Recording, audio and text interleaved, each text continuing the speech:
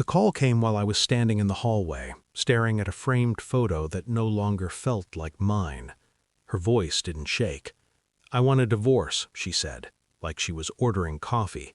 Then, quieter, sharper, "I want the mansion, the cars, everything except your son. Not our son, your." I didn't answer. I watched my reflection in the glass instead. The man staring back at me looked composed, almost bored. Inside, something ancient shifted its weight. She kept talking. Assets, timelines, lawyers. Her words slid over me without leaving marks. I noticed details instead. The faint echo on the line, the confidence she hadn't earned, the absence of hesitation. She had rehearsed this. When she finished, she waited, expected me to break, to beg, to negotiate. "I understand," I said. Silence. She hadn't planned for that. Later, my lawyer slammed his pen down. My sister cried. My father stared at me like I'd betrayed blood. "Fight her," they said. "She's bleeding you dry. She doesn't even want the kid." I nodded, listened, let them burn energy. Then I said the only thing that felt honest. "Give it all to her." They looked at me the way people look at men who step off ledges. I didn't correct them. I went home alone, walked through rooms she already believed were hers, ran my fingers along surfaces she thought she'd won, and smiled. Because the moment she asked for everything except my son, she told me exactly how this would end. I didn't suspect infidelity the way movies sell it. No lipstick on collars, no midnight texts buzzing like guilt. It came softer than that, more insulting. It came as certainty. The way she'd stopped looking at me when she thought I wasn't useful. The way my name had become transactional in her mouth. The way she spoke about our life like it was already over, cataloged, priced. There was someone else. Not because I caught them, but because she no longer needed to hide. People think betrayal is loud. It isn't. It's efficient. I started replaying moments. Her sudden obsession with privacy. New passwords, new schedules, a new smile that never reached her eyes when she came home late. And then there was my son. She'd stopped touching his hair, stopped asking about his day. When he ran to me instead of her, she didn't correct it. She watched, calculated. That's when the thought settled in. Not a question, a conclusion. She didn't want him because he complicated the story she was building. A new life doesn't have room for old proof. I didn't confront her. I didn't ask who. I didn't need names yet. I needed truth. So I became quieter. I listened. I watched her move through the house like a guest who'd already packed.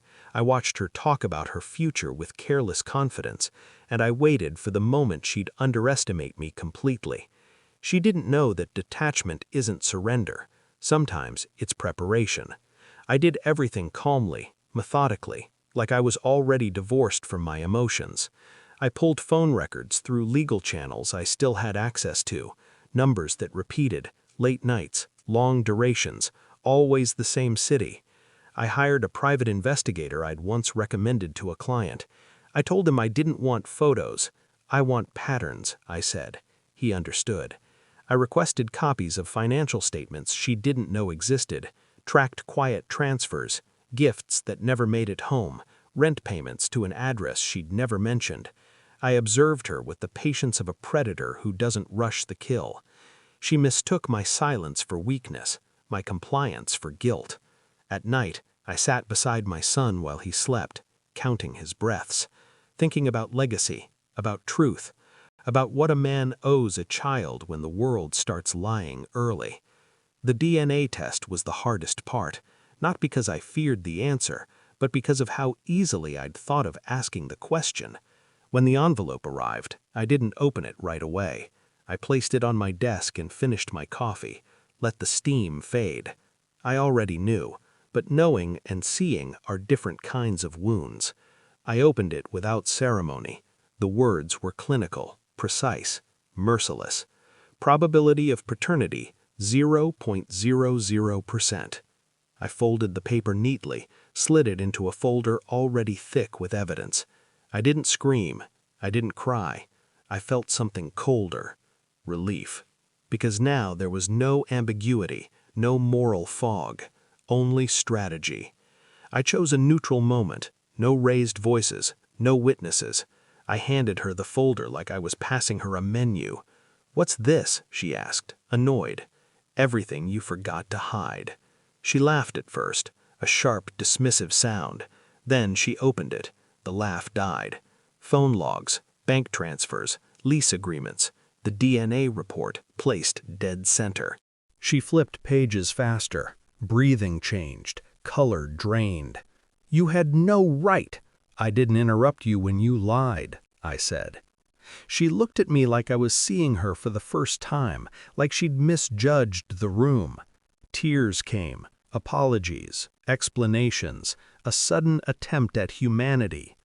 I listened, patient, still. When she finished, I said nothing. That was worse for her than yelling. She reached for my arm. I stepped back. "This doesn't change anything," she whispered. "I still want the divorce."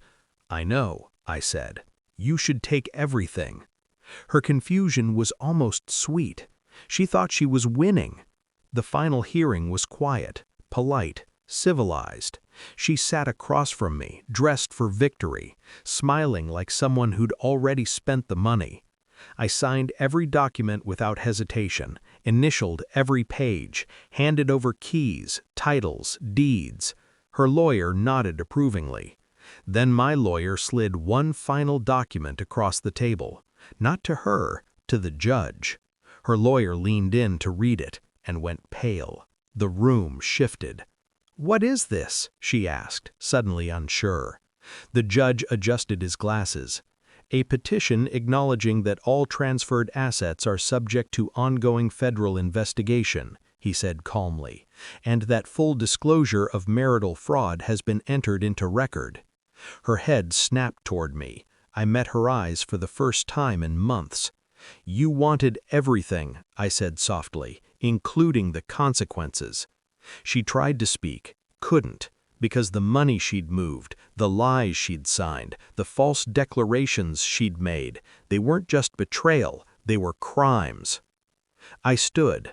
"I'm keeping my son," I said, and my silence. Then I walked out.